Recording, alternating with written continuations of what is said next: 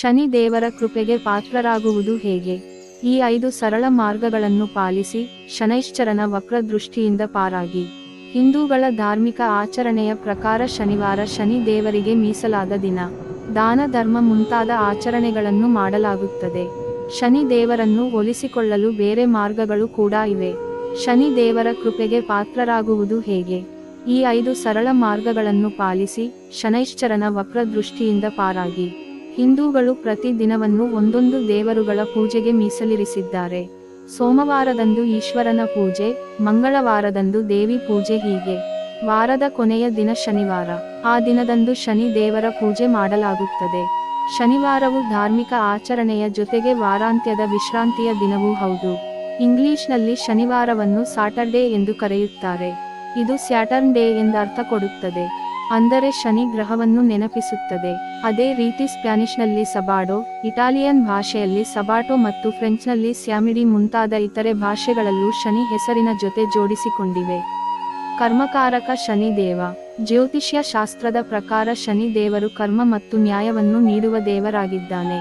ಮನುಷ್ಯನ ಕರ್ಮ ಫಲಗಳಿಗನುಸಾರವಾಗಿ ಶುಭ, ಅಶುಭ ಫಲಿತಾಂಶಗಳನ್ನು ನೀಡುತ್ತಾನೆ. ಶನಿಯು ಸೂರ್ಯನ ಮಗ. ವ್ಯಕ್ತಿಯ ಜೀವನದ ಆಗು ಹೋಗುಗಳನ್ನು ಗಮನಿಸಿ ಶನಿಯು ಸೂಕ್ತ ರೀತಿಯ ಶಿಕ್ಷೆ ಅಥವಾ ವರ ನೀಡುತ್ತಾನೆ. ಹಾಗಾಗಿಯೇ ಜ್ಯೋತಿಷ್ಯ ಶಾಸ್ತ್ರದಲ್ಲಿ ಶನಿಯ ದೃಷ್ಟಿಯು ಅತ್ಯಂತ ಭಯವನ್ನು ಹುಟ್ಟಿಸಿದೆ. ಶನಿಯ ದೃಷ್ಟಿಗೆ ಬಿದ್ದರೆ ಜೀವನವು ಕಷ್ಟಮಯವಾಗುತ್ತದೆ ಎಂದು ಹೇಳಲಾಗುತ್ತದೆ. ಶನಿಯು 10 ಮತ್ತು 11ನೇ ಮನೆಗಳ ಅಧಿಪತಿಯಾಗಿದ್ದಾನೆ. ಅದು ವ್ಯಕ್ತಿಯನ್ನು ವೃತ್ತಿ ಜೀವನದಲ್ಲಿ ಆಡಳಿತಗಾರನನ್ನಾಗಿ ಮಾಡುತ್ತದೆ. ಶನಿಯು 11ನೇ ಮನೆಯ ಅಧಿಪತಿಯಾಗಿದ್ದರೆ ವ್ಯಕ್ತಿಗೆ ಎಲ್ಲಾ ರೀತಿಯ ಆಸೆ, ಬಯಕೆಗಳು ಈಡೇರುತ್ತವೆ.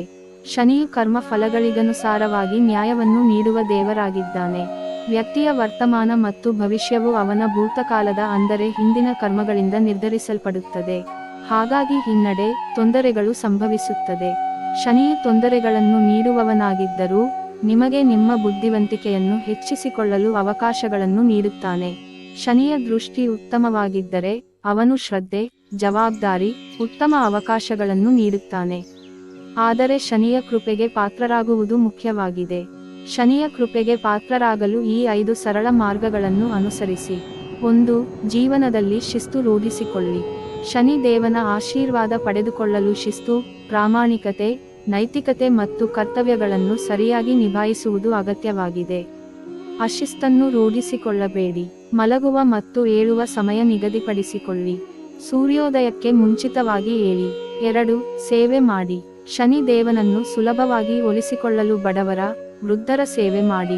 ಅನಾಥಾಶ್ರಮ, ವೃದ್ಧಾಶ್ರಮಗಳಿಗೆ ಕೈಲಾದಷ್ಟು ದಾನ ಧರ್ಮ ಮಾಡಿ. ಪರಿಸರವನ್ನು ಸ್ವಚ್ಛವಾಗಿಟ್ಟುಕೊಳ್ಳುವುದು ಕೂಡ ಶನಿ ದೇವನನ್ನು ಒಲಿಸಿಕೊಳ್ಳಲು ಇರುವ ಮತ್ತೊಂದು ಮಾರ್ಗ. 3. ಶನಿ ಮಂತ್ರ ಪಠಿಸಿ. ಮಂತ್ರಗಳು ಸಂಖ್ಯಾಶಾಸ್ತ್ರದ ಪ್ರಬಲ ಕಂಪನಗಳಾಗಿವೆ.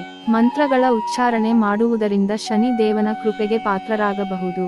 ಧ್ವಜಿನಿ ಧಾಮಿನಿ ಚೈವ ಕಾ 0 ಕಾಲಿ, ಕ 0 ಠಕಿ ಕಲಹಿ ಚತಾತುರ 0 ಗಿ ಮಹಿಷಿ ಅಜ. 4. ಗಿಡ ಮೂಲಿಕೆಗಳ ಸ್ನಾನ ಮಾಡಿ. ಬೇವು, ಕಪ್ಪು ಎಳ್ಳು, ಎಳ್ಳೆಣ್ಣೆ, ತುಳಸಿ ಎಲೆ, ನಾಗರಮೋಟ ಪುಡಿ ಮತ್ತು ನೀಲಗಿರಿ ತೈಲದಿಂದ ಶನಿ ದೇವನನ್ನು ಪೂಜಿಸಲಾಗುತ್ತದೆ. ಈ ಗಿಡಮೂಲಿಕೆಗಳನ್ನು ಬಳಸಿ ಸ್ನಾನ ಮಾಡುವುದರಿಂದ ಭೌತಿಕ ದೇಹವನ್ನು ಸಹ ಶುದ್ಧೀಕರಿಸಬಹುದಾಗಿದೆ.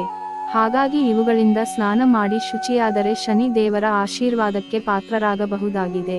5. ಸಂಗೀತ ಧ್ಯಾನ ಮಾಡಿ. ಜನ್ಮ ದಿನಾಂಕ, ಹೆಸರು ಮತ್ತು ಜಾತಕದಲ್ಲಿ ಶನಿಯ ಸ್ಥಾನವನ್ನು ಆಧರಿಸಿ ಶನಿಯ ಆಶೀರ್ವಾದ ಪಡೆಯಲು ಉತ್ತಮ ಮಾರ್ಗಗಳಿವೆ. ಸಿಂಹ ರಾಶಿಯವರಿಗೆ ಶನಿಯ ಕೃಪೆಗೆ ಪಾತ್ರರಾಗಲು 183 ಹರ್ಟ್ ಇರುವ ಸಂಗೀತ ಧ್ಯಾನವು ಉತ್ತಮವಾಗಿದೆ. ಸಂಗೀತ ಧ್ಯಾನವು ಮನಸ್ಸನ್ನು ಶಾಂತಗೊಳಿಸಿ ಉತ್ತಮ ಯೋಚನೆ ಬರುವಂತೆ ಮಾಡುತ್ತದೆ.